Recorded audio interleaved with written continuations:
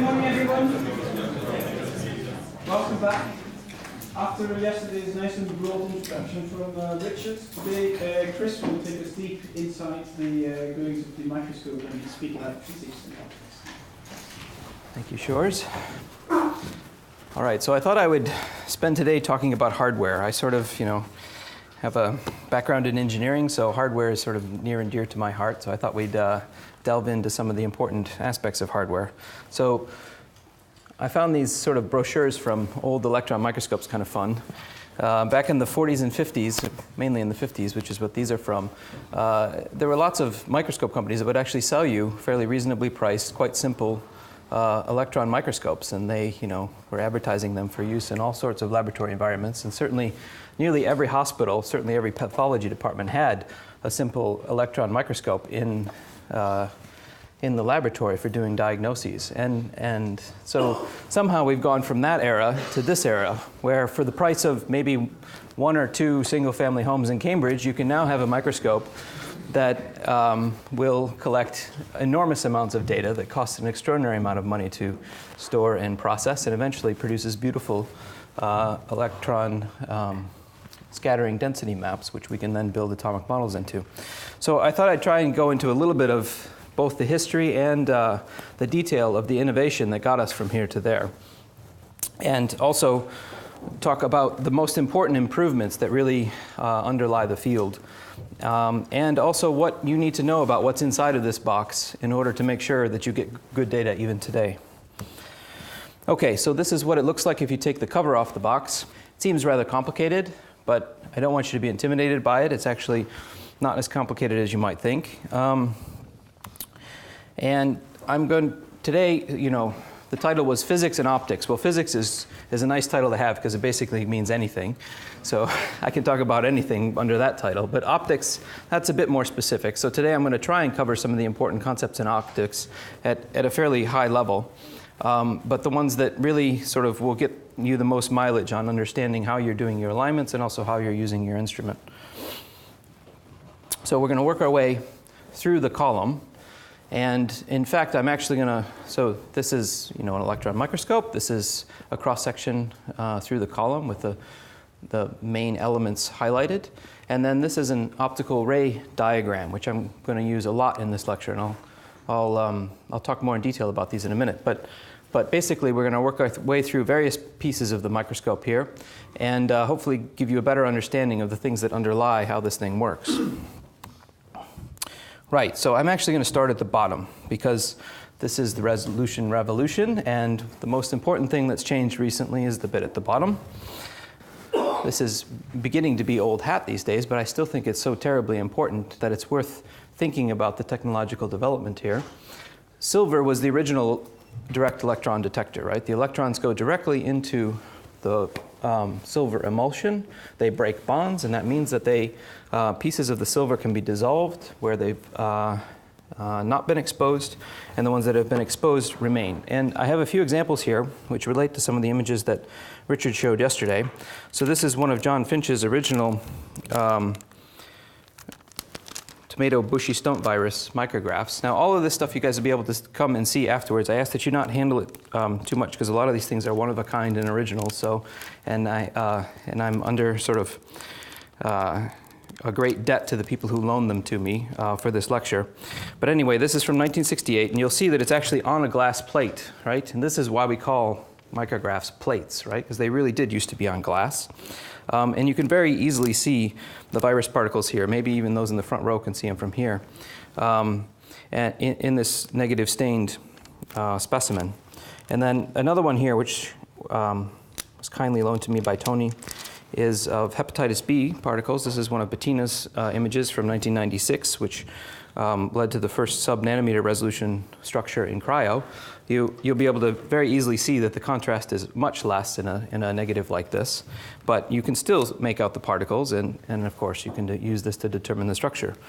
And then Greg has very kindly loaned me some of the early direct electron detectors that were developed here in the lab in collaboration with others. This is one of the very early ones. You can see it's pretty small, and this is a larger one later, and I would encourage you to bother Greg later to tell you lots of the details about how these were developed. And then finally, I have another newer detector. This is called the Timepics. This is one of these hybrid pixel detectors, which is of a different sort than the kind that we put in our electron microscopes currently. But I'm going to talk about this one a little bit more detail in a second. So how did this progress? Well, film was really the standard for years. And then eventually, digital technology came along, namely CCDs, which enabled the direct digital readout of images. The trouble was, in order to get images out of a CCD, you had to take this high-energy electron and convert it into a photon.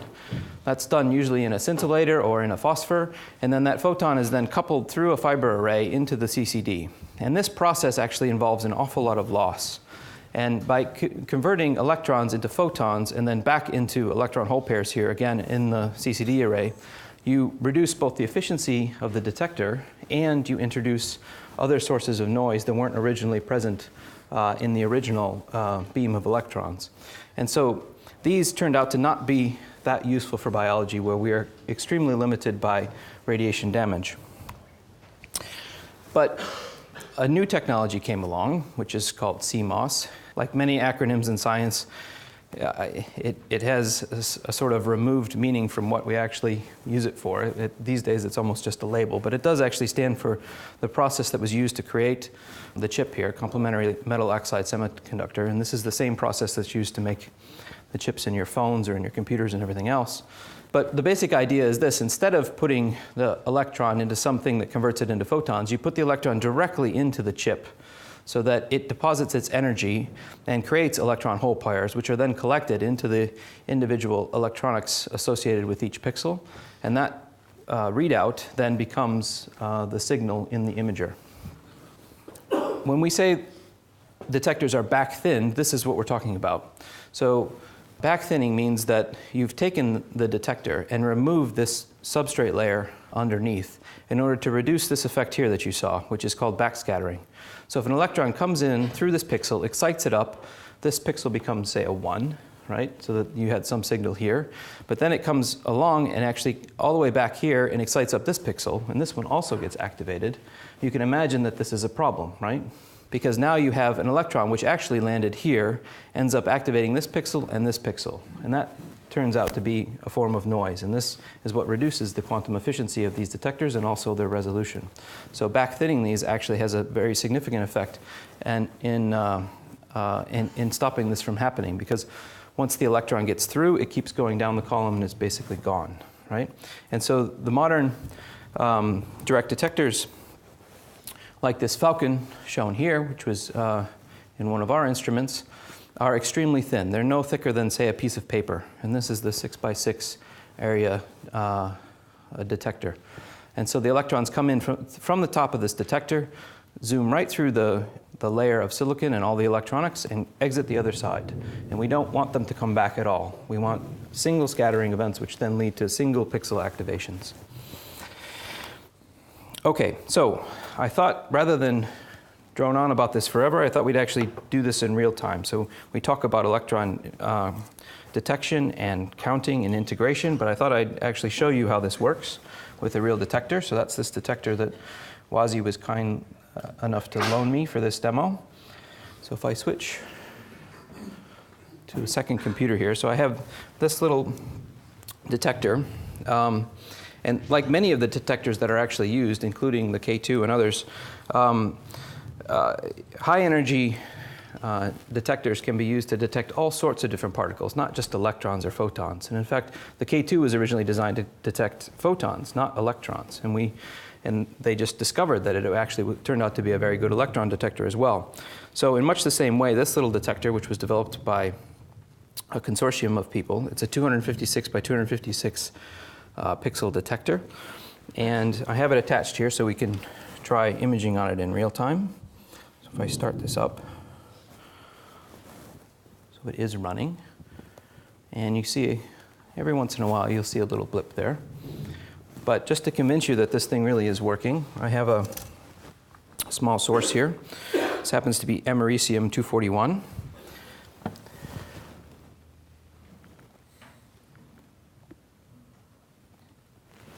And this is, Americium-241 is actually one of the most common radioactive isotopes distributed throughout the world. You probably have it in your house right now. You may or may not realize it, but this is what's used in smoke detectors. So the alpha particles that come out of here are very effective at ionizing gas, and when smoke gets in the way, it blocks these alpha particles, and you can therefore detect the presence of smoke and fire, which of course is a terribly important thing, as we've seen recently. But the good thing about alpha particles is, even though they're very high energy, these are a couple of MeV alpha particles, even a piece of paper is enough to stop them.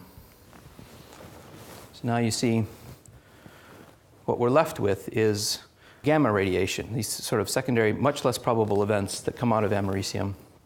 And these look much more like electron events that we would see in a typical electron detector. You see how they're sort of single point pixel activations, which are pretty randomly distributed throughout the detector surface. So I thought, as long as we have this thing available, we'd let this run along and collect cosmic rays. So if we just switch this to integrating, so that was what you would call counting mode. So when we run a detector in counting mode, what we're really doing is trying to locate the precise position of each one of those high energy particle events where it transited the pixel, right? And sometimes they give you these big splodges because they've deposited a whole bunch of energy into several pixels, and sometimes they get backscattered and activate several adjacent pixels. But ultimately, we want to know where the electron entered the detector, because that's the part that gives us the highest resolution information about what happened to it when it hit the specimen. Okay, but anyway, let's let this thing run. Set it for 1,000 frames or so, and we'll check back on that in a bit. So now the detector is pointed straight up towards the sky, and it's going to collect cosmic ray particles that are raining down on you and I and all of us all day long. Okay, so having seen some of these real events, it makes it a little bit easier for me to explain this very important and now probably quite famous plot. So these are the various detectors that are commercially available currently. And this is detective quantum efficiency, and this is fraction of Nyquist. And we talk in terms of fraction of Nyquist. This basically means spatial frequency of the pixels on the detector. And this is the best way to plot these things for comparison, so that even if a detector has a different number of pixels than another one, your spatial frequency actually is still normalized to the size of the, or the resolution of the information that it can obtain, not necessarily on the absolute size of the pixel. So this is film here, which was the best we could do before these new generation of detectors came along. And then these are the 3 commercially available ones that have been on the market for a few years now. The Direct Electron 20, the Falcon 2, and the K2 Summit. Now the Falcon 2 here is run in integrating mode. So if you think about this experiment we just did, it's basically you turn it on and you collect data for a distributed, or for a long period of time. And you let the pixels add up all of the energy that gets deposited into them, and you stop it before they saturate, and then that gives you your intensity level in the image, right? Now counting mode is a bit different, because there you're trying to detect every single electron that came in, determine its position at which it hit, and then eventually you can then do the sum. But here we're letting the pixels themselves add up all the energy deposited.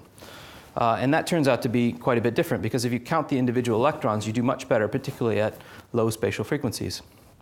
But this chip design is quite similar to this chip design, and eventually this was also able to be run in counting mode, as Greg has demonstrated here, and it performs extraordinarily well.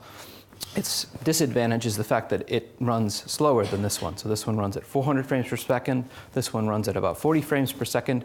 So in order to collect the same amount of data, roughly speaking, you need to collect 10 times as long. So, and the next generation of detectors that are being developed now, there's a new K3, which is a bit faster than the K2, and there'll be certainly new generations of all of these detectors that will run at higher speeds and have higher detective quantum efficiencies all the way out here to Nyquist, we think. So we can look forward to that in, I think, the very near future.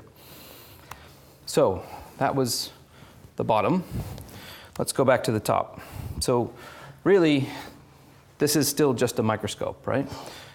And in many ways, you can think of it in the same way as a simple optical microscope. It has lenses, which create images just like normal lenses do, right? So if you have an object here, you can draw rays through the focal point of the lens. So rays that are coming in parallel get focused. Rays that are coming in through the optical axis remain straight as they go through. And eventually you can create an image of an object using a lens like this, right? The difference is that unlike for photons, where we usually use glass or some other material to refract them, in electrons we use magnets. You can also use static fields, but this is an example of a objective lens. This is half of the pole piece from a 300 keV microscope, and it's basically a coil of wire all the way around, which creates a magnetic field in the center of it. And because of that, and because of the equations that sort of govern these things, the properties are a little bit different. But ultimately, it's a very similar concept, right? And we can draw standard ray diagrams like this. It takes just a few seconds to draw one of these diagrams, but it really does sort of help you think about an optical system in a very simple way, right? So if you have a lens and you start with the object, you draw one ray all the way through to the image plane.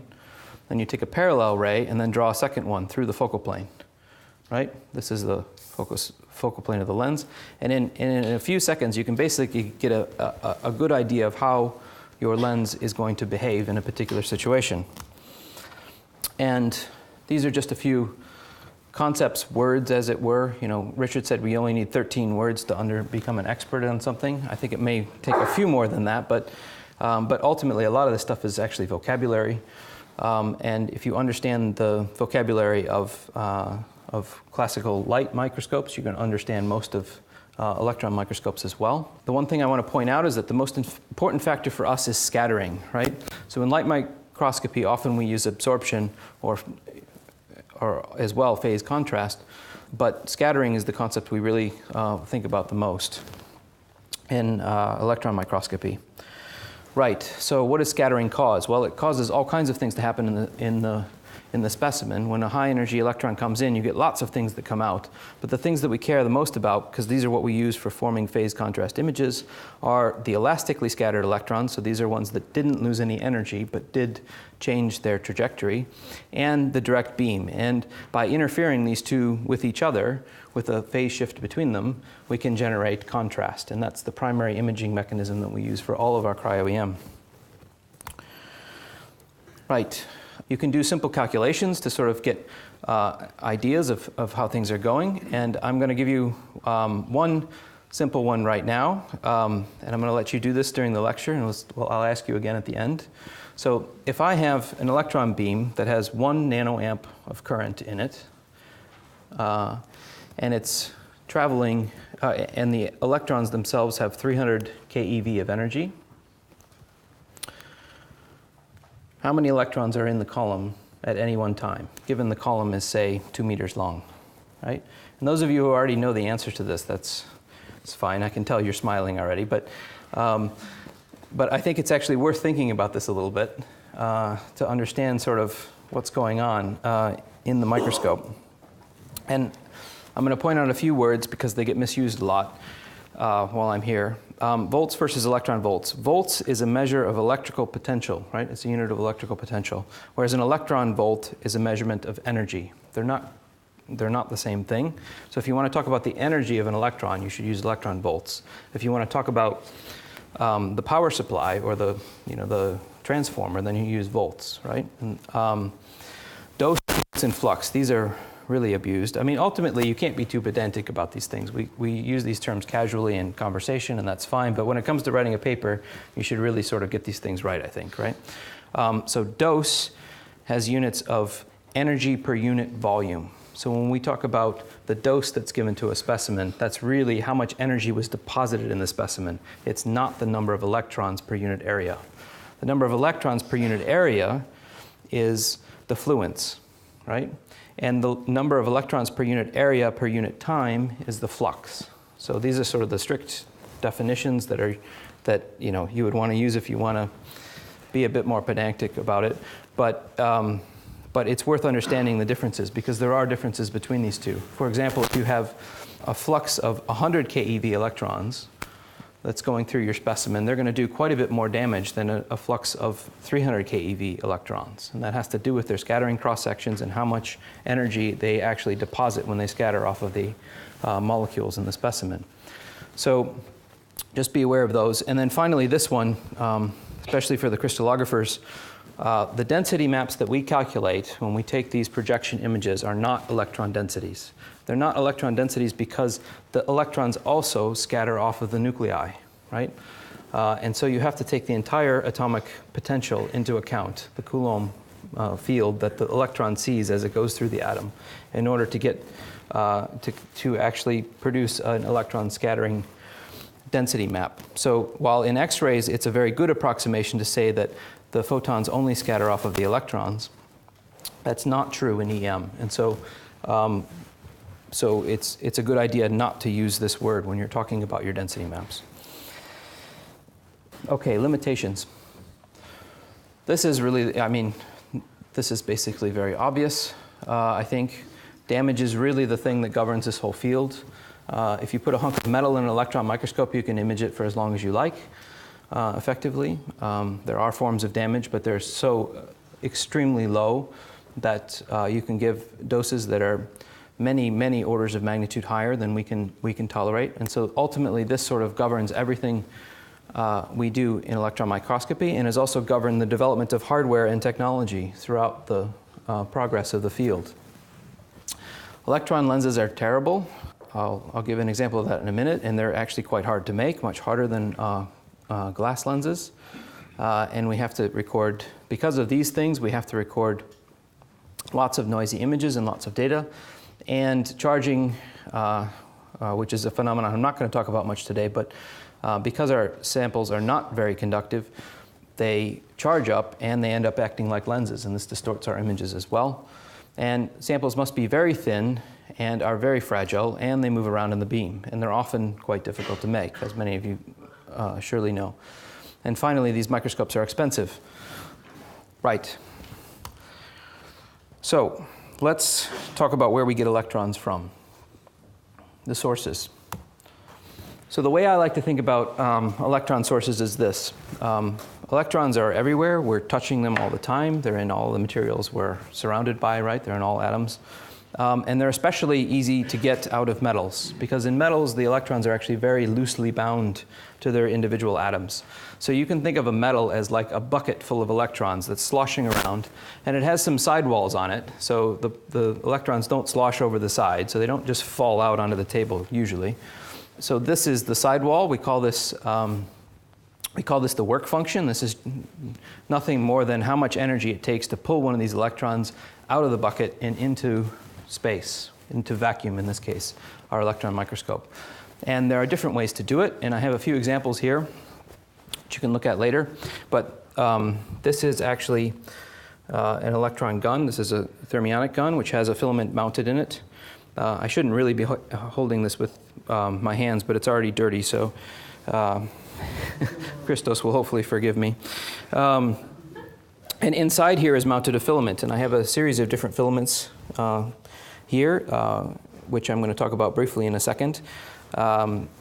And the basic idea behind these is you heat up the bucket of electrons until they're so hot that they actually boil over the side. We call this thermionic emission.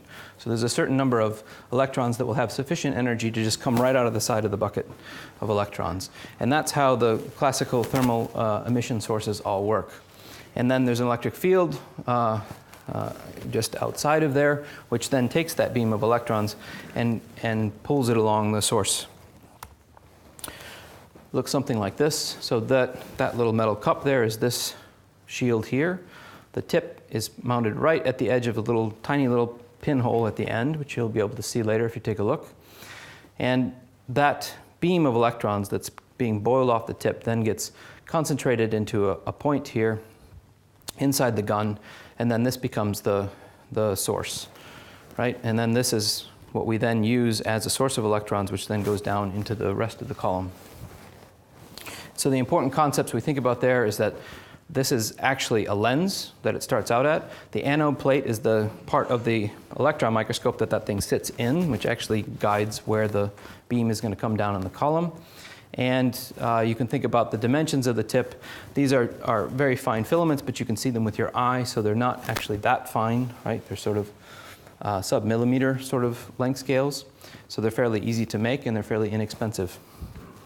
And crossover, this notion that you take a beam and bring it to a crossover point, which gives you a well-defined source of electrons. This is what they look like if you magnify them. And when you do your alignments, what you're trying to do is actually take this little tip and align it in the center of the pinhole, right? So when you defocus the source or desaturate the source, you're actually looking at that tip sitting inside the little pinhole at the top, right? And these are examples of, incorrectly set up sources, and then this is what it should look like when it's nicely centered, focused, and saturated, right?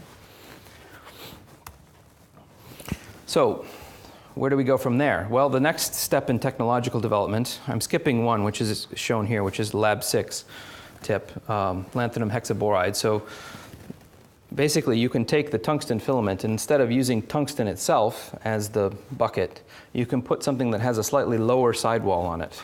In other words, it has a lower work function. Makes it easier to get the electrons out, and you get a brighter source that lasts a bit longer. The trouble is, it's a fairly exotic material, and it has to be grown as a crystal, and it's expensive.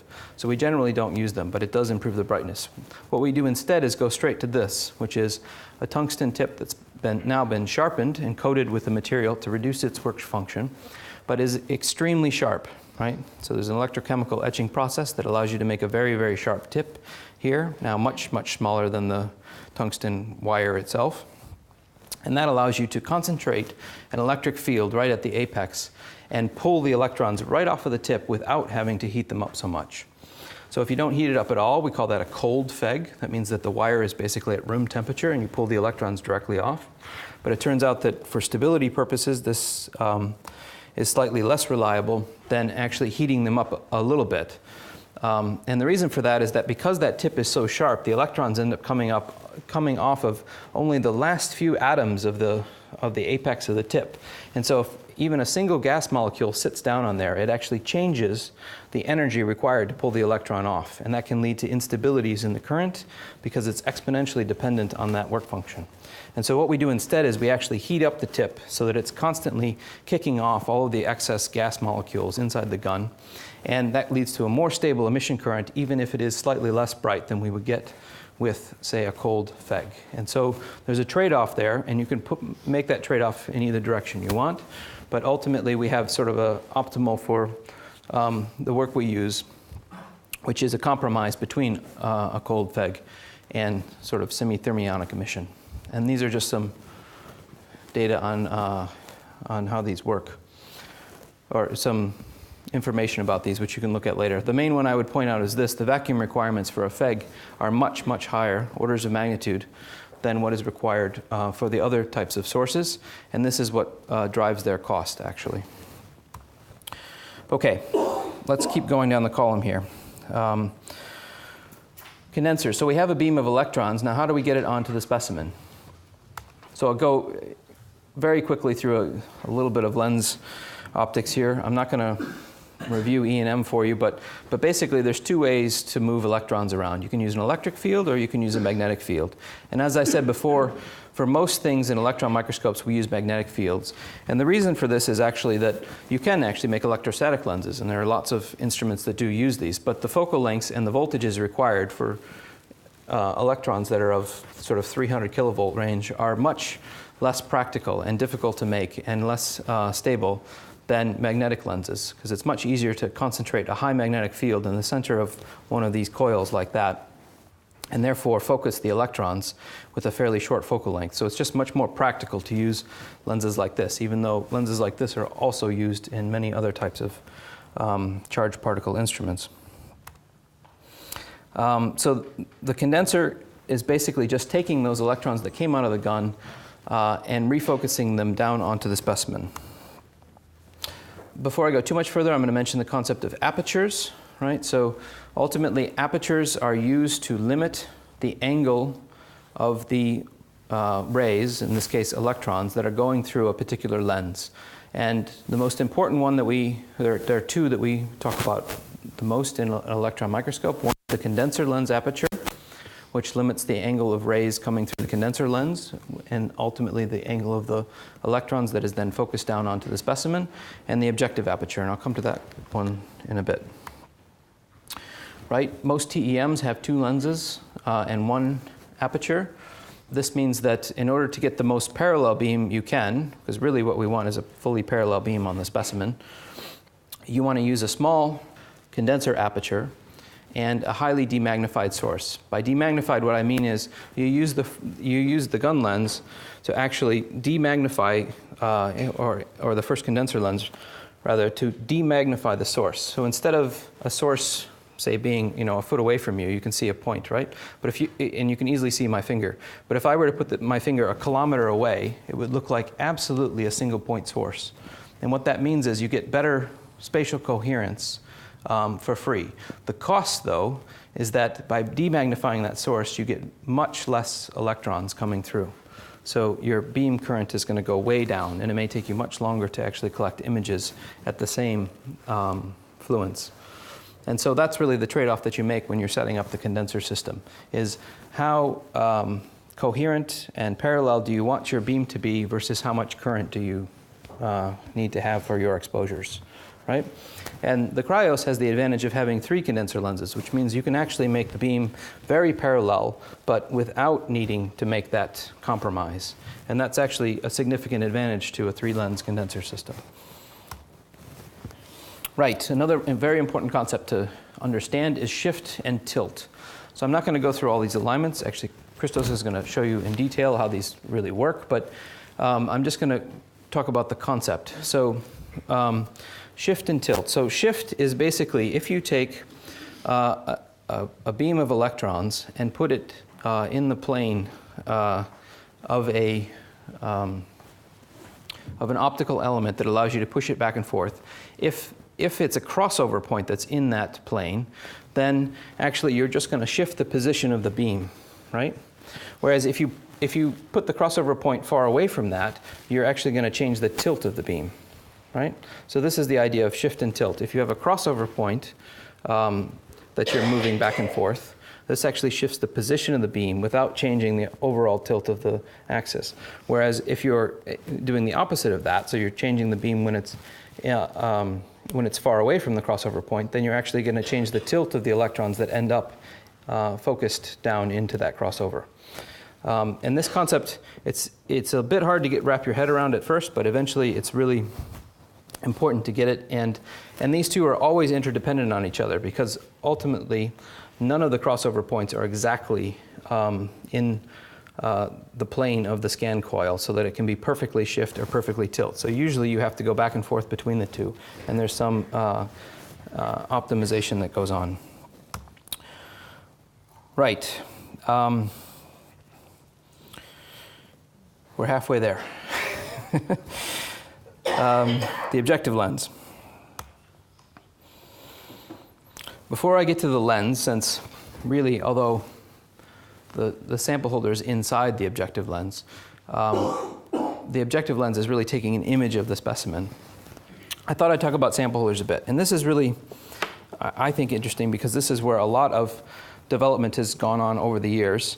And we have a lot of this here in the lab, so I thought it would be fun to actually show you guys the real practical technological development that went into improving specimen sample supports for electron microscopes. So this is the first one. This is the same model that Dubochet used in EMBL.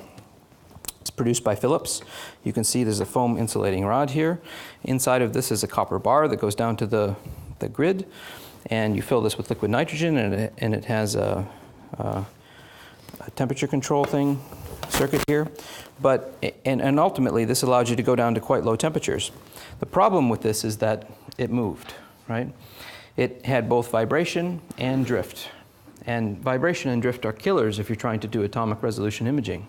And so really, a lot of this progress that you'll see here, several different generations of different developments in the engineering of cryo holders, was addressing those problems, right?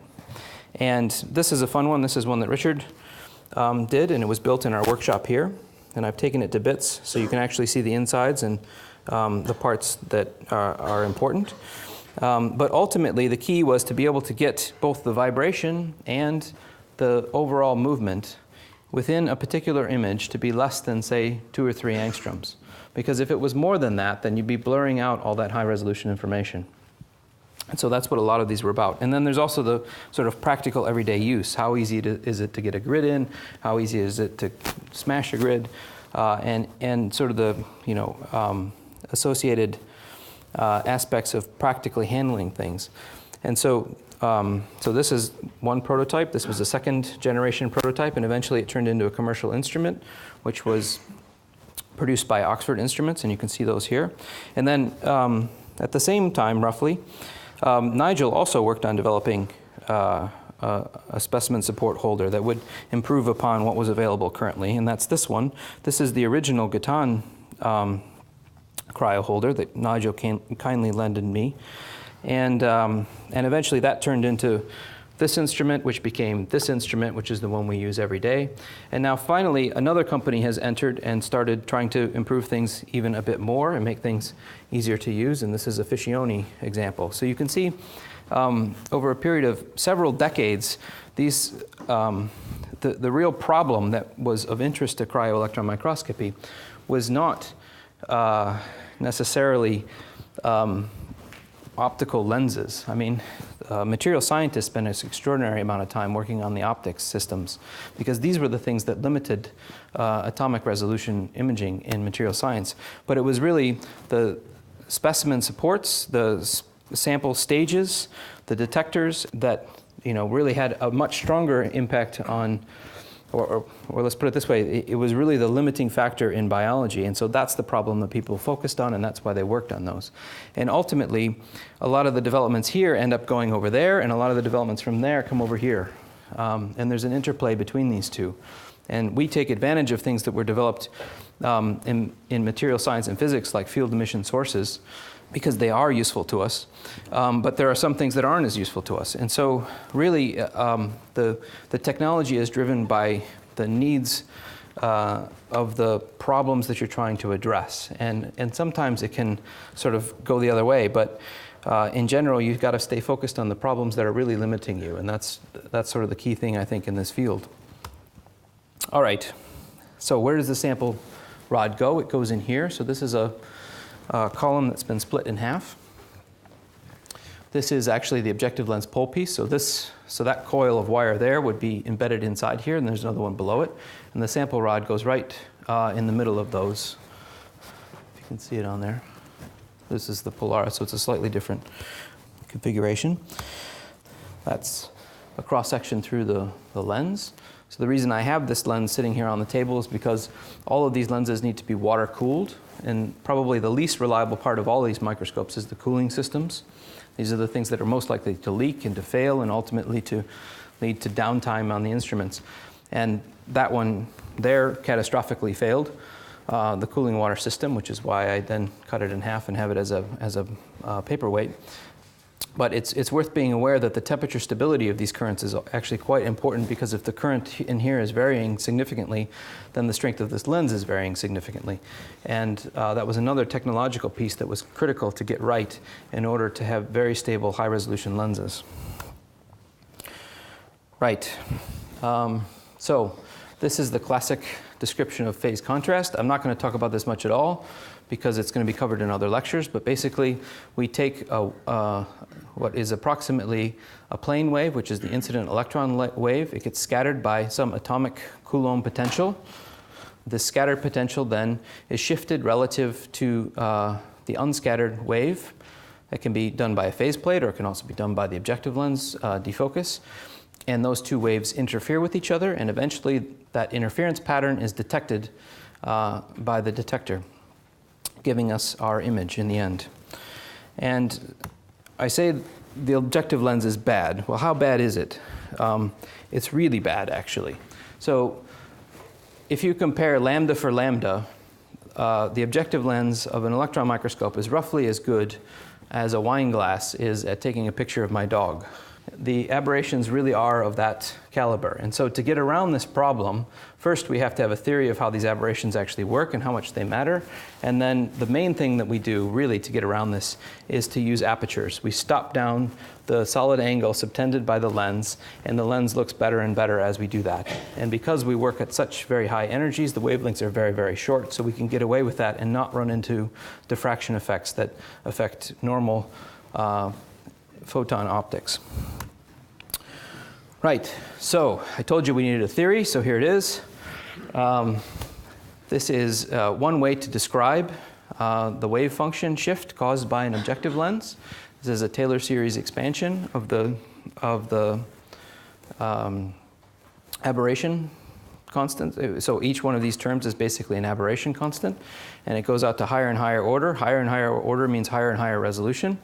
But ultimately, I'm not going to delve into the details of this too much, because I think there's a better way to look at it and describe this visually, which I'm going to show you in a second. But first, I just showed you an equation with like 5 lines on it, so let's just take a break and switch to our detector and see how it's doing.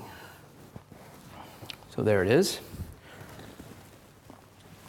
It's collected for 10,000 seconds. Which is what I had it stop at. And you can see there's lots of little events. So these little single pixel events, those are the sort of things we want with electrons for high resolution, right? This cosmic ray came through, it might be a muon, might be an electron, who knows what it is. Came through, scattered one time and activated 1 pixel, and then went right through the detector, through the floor, and into the Earth. Whereas this electron, or this muon, or whatever it is, came scattered off of a first pixel, maybe it was this one, maybe it was this one, I don't even know, and then went sideways and started to activate a whole bunch of more pixels, right? And that's a problem for us, right? These are the sort of events that cause noise and reduce the efficiency of the detectors, whereas these are the ones that you want. And ultimately, the algorithms for counting are designed to try and do the best job possible at localizing the position that a particular electron hit. And sometimes you can actually take advantage of the information of the fact that the electron scatters and deposits energy around it, because then you can localize the position that it entered better than a single pixel, right? And this is what the so-called super resolution. All that means is you're looking at all of the information that came into the pixels surrounding a particular event and trying to say, okay, this electron actually landed in the upper left quadrant of this pixel instead of it's in this pixel or this pixel, right? And that's the so-called super resolution, really.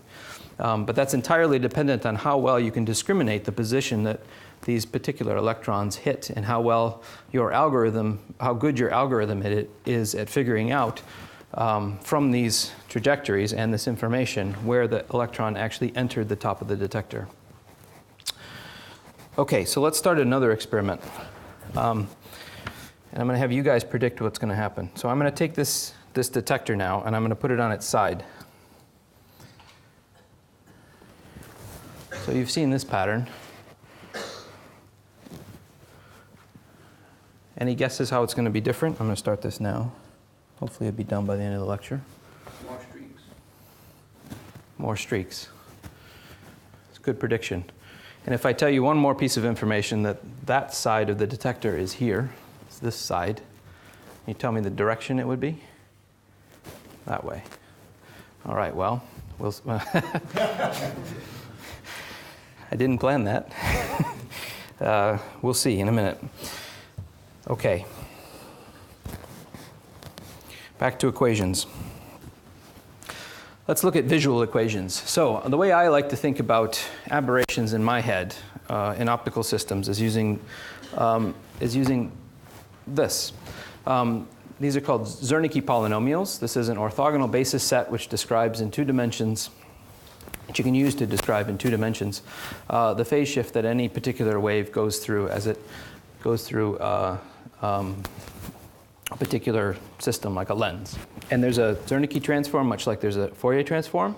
These were developed by this fellow, Fritz Zernike. He's a Dutch physicist. And he won the Nobel Prize, actually, in 1953 for the development of phase contrast microscopy. And this was such a revolutionary thing in cell biology, of course, because before that you basically had to rely on stains in order to visualize anything inside of the cell. But it was this sort of optical development that he pioneered, which allowed the visualization of unstained specimen using just the contrast of the scattered and unscattered waves going through the specimen. So it was basically the first time you were able to look inside the cell without having some sort of additional process required to cause contrast. Anyway, he also gave us this very nice set of polynomials, which allows you to directly visualize these different lens aberrations. So let's go through a few of them. Defocus. What's defocus? Well, defocus is this one here, right? So what does it actually look like? So the terminology is, if you're in perfect focus, everything is sort of in plane, and it looks something like this. This is just a hole in a carbon film. And if we put the lens above the specimen, we call this overfocused, because the lens power is too strong. So you've turned the knob up, the current in the lens is increased. It focuses the electrons above the specimen, and ultimately you end up with an image that looks like this, right? You can see these little Fresnel fringes around here, which are the real telltale sign that tells you whether you're overfocused or underfocused. If you're in focus, these Fresnel fringes basically disappear, and you get a very sort of fine-grained image right at the edge of a hole. And then eventually, if you turn down the current even more, you end up with an underfocused lens and an image that looks something like this. So when you're turning that focus knob, you're basically doing this. And in mathematical terms, it's that function that you're shifting the phase of the wave up and down through the image plane. Okay, what's next? So you must have come across astigmatism by now, and that's these two. And what does astigmatism look like in real life? Well, if you have a nice sharp image that looks like this originally, if you it effectively looks like a defocus, but along one axis, right? So one axis comes out of focus, and the other one remains in focus, right? And if you do it the other direction, you have one axis out of focus and the other one in focus, right? And if you sort of have a compromise between these two by kind of optimizing things but not really recovering the original image, then you end up with something that looks like this. So it's slightly out of focus in both directions, but it's symmetric. So that would not have any astigmatism, but it would have some defocus in it, right? Astigmatism correction. This is what that looks like on a carbon film, and this is what it looks like in the Fourier transform. The best way to do these sort of corrections is using Fourier transforms. This is the most accurate way, and we can also correct for these by fitting these in software afterwards and improve things even further. The beam also can be stigmatic, so instead of having a nice round beam, it can have some directionality to it on one axis or the other, and this you want to correct for as well with the condenser stigmators. Right, coma. This is a sort of somewhat famous one, but often poorly understood. And coma, you can think of it very simply, actually, just from the word. So coma, was originally described in astronomy, as most of these optical concepts were. And it's called coma because it takes a point and actually makes it look like a comet. So what things that used to look like, that should look like stars in a telescope image, actually turned out to look like comets. And that's exactly the form of aberration we're taking here. So instead of having a point function, you've spread it out and made it larger along a particular direction, right? And the best way to avoid this happening is to make sure that your beam is very parallel through the center of the optical axis of the lenses and the specimen. And there are a couple different ways to do this. I won't go into the details, but ultimately these are sort of ways you would do it coarsely, and then eventually you can do it much finer using this thing called the Zemlin tableau, where we actually tilt the beam across an axis and then try and make it symmetric, which then tells you that the zero tilt position was actually zero tilt. Right, spherical aberration. This is an important one. what is spherical aberration? Well, spherical aberration comes in the classical optical sense from the fact that lenses are spheres. And what it means in practice is that the lens is less strong. In other words, it doesn't bend rays as well the further out you go from the optical axis. So instead of having all of the rays coming down and focusing to a single point, these rays end up focusing to a bit further down, right? And so you get actually a blurring effect. In practice, we really deal with this in software. It was originally described quite a long time ago, how to handle this aberration and the details of this. And of course, now you have software programs that calculate these things directly from your images almost instantaneously. And we actually use the spherical aberration to create phase contrast. So when you're defocusing your image, you're actually interfering this term with this term. And it's the interference of those two that actually creates the phase contrast that we use in images, assuming you don't have a faceplate. Another way to do it is to put things in focus and then use some other way of shifting the relative phases of the scattered and unscattered beams, and that's what we call a faceplate. But I'm not going to go into the details of that today. Right, so currently the standard process is to correct for these in hardware by aligning your optics in the instrument, and then this we really do in software. And this basically gets you to about 2 angstrom resolution, maybe a bit better, 1.8, 2.1, depends on the energy, depends on a few things, factors in your microscope. So what about all of these guys down here? Should we be worrying about them? Well, basically, the answer is not until you're trying to get well below 2 angstrom resolution, right? You can think of this as resolution increasing as a function of how far you go down here. By the way, I didn't mention these, but these are basically offsets, so we can somewhat ignore these at the beginning. But if you really want to go well below 2 angstroms, here the material science community has done extremely well. They've come up with hardware aberration correctors. This is an example of one. This is a hexapole corrector from Max Heider. And you put this thing past the objective lens, and it can actually correct some of these higher order aberrations by bending the rays. And if you really want to go to the highest resolution possible, say half an angstrom, or you want to work at very low energies, because all of these lenses get worse the lower their energy, then you may indeed want to start thinking about hardware correction. But for the vast majority of projects that biologists are interested in, it's probably not worth it because these are very expensive. They cost about $1 million. It slows your data collection. They're harder to use, and really they're not going to get you to any improvement up to, say 2 to 3 angstroms, or until you're beyond 2 to 3 angstroms. Right, I'll just very briefly mention in passing chromatic aberration, because you need to know what it is. Chromatic aberration, chroma, color, so different energy electrons get bent into different positions.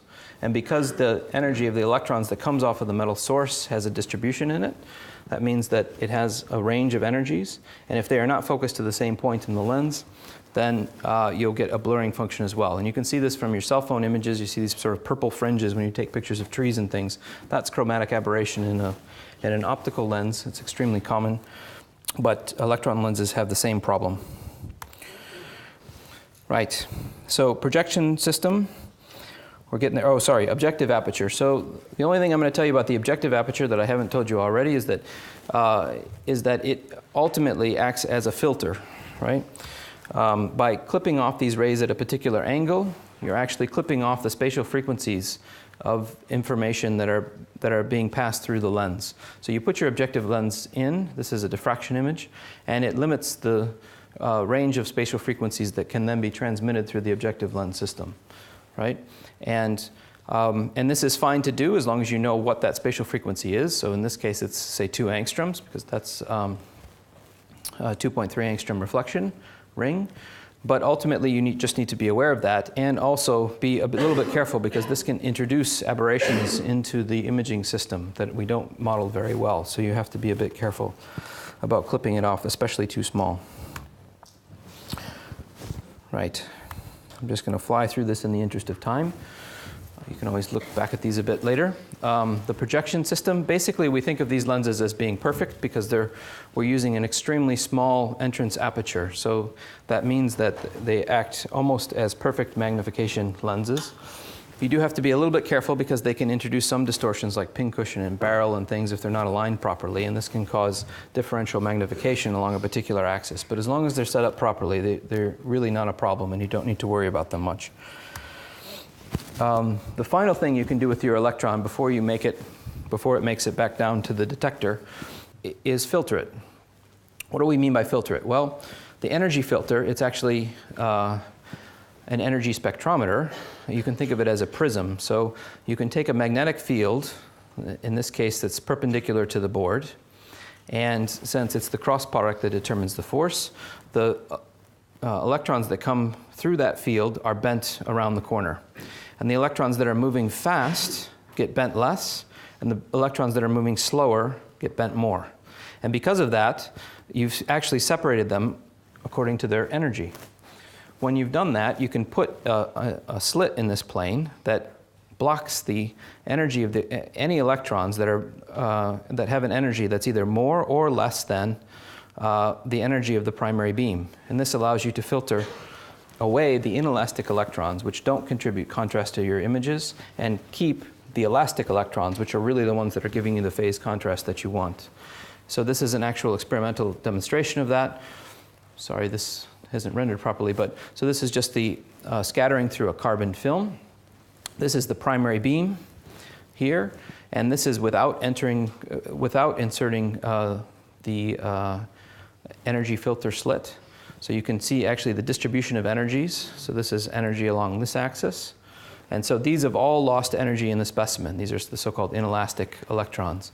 And when we put the slit in, we filter, say, plus or minus an EV or 2, or 5 EV or something, around the primary source. We get rid of all of those electrons, and we leave behind only the ones that either didn't scatter at all or were only elastically scattered. And that improves the contrast in the images, particularly for thick specimen. Okay, we made it back to the detector. Let's check on the experiment.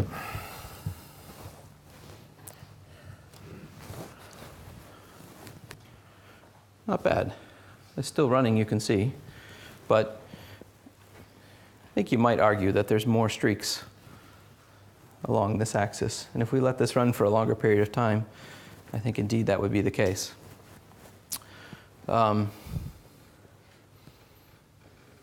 Yeah. Right. So since I'm over time, I'm going to skip the next session, or next little section I was going to present here, and cut right to the chase. I like this quote from Sidney Brenner.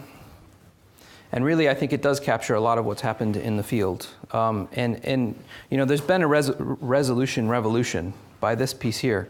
But I don't think you can capture all of that's happened in cryo-EM by just thinking about the progress in detectors. You really have to think of it as a whole. And the technology development of all of these instruments together, and influences both from other fields and really strong pressure from biologists who wanted these problems to be solved, to actually force the technology to be developed, right? And so I would say that, you know, we should actually modify Sidney's comment slightly, as David Barford once suggested to me was the case, and the more and more I thought about it, I think it's actually correct. A lot of times, the technology really does drive it. You have a microscope that can do something new, and all of a sudden you can work on these problems that you didn't know that were just impossible before, so it's fantastic. But a lot of times, the reason why that happened is because somebody or a large number of people from lots of different institutions, from lots of different areas, with lots of different expertises, actually all worked on pieces of a very important problem over a long period of time. And it was actually problem-driven. And so I think both of these are important, ultimately. And that's why it's such an exciting time in this field right now, is because there is all this technological development which you then can use to work on really important and interesting problems. And I have no doubt that this is going to continue into the future, because I think in the 1950s they thought electron microscopes were just about done, right? And that clearly that's not the case. And I think that's still not the case now. So anyway, with that, I have to thank all of the people who I stole all this stuff from. Please, after the lecture, you can come down and I'll talk about any of these that you're interested in, all the details of them, or you can talk about with the other people, many of whom actually designed and built these things who are here. Really, these are the people I want to thank, especially for contributing to this, and also the workshops, the scientific computing, IT, and visual aids, who all are actually essential to putting both a course like this together and also to the success of the lab, I think. If you want to read further, this is a list of reference books which I think are quite useful. If you want to learn optics, this is really a great one to learn from. If you want to learn EM, this is a material science book, but it's excellent because it's discussed in a way that's very accessible and it gets you introduced to all these concepts in detail. So I've just basically given you words today, but if you really want to learn the details, I would start here. It's quite a practical edition. Really, these are sort of the authoritative books in the field of biological microscopy, and these are more from the physics and electron optics side. This is really the reference of choice if you want to understand the details of the physics of the electron microscope. We often go back to this all the time when we're doing calculations and understanding particular areas that we've sort of forgotten about. And these two practical but excellent volumes from Methods in Entomology are also extremely useful. And they have contributions from lots of different people and are really up to date right now. And are available in the library. So I would encourage you to look at these. But I would say that these are really only a starting point. Personally, I like to start with these and then go back to the primary literature, and even better, go into the canteen and ask the people who wrote these things, because that's how you're really going to understand how they were developed and all the things that they didn't do or the problems they had. And that's really where, if you want to become an expert, you really have to talk to the people who dealt with these problems and or through the literature. Sorry, this turned off for me. Okay, I'll stop there and take questions.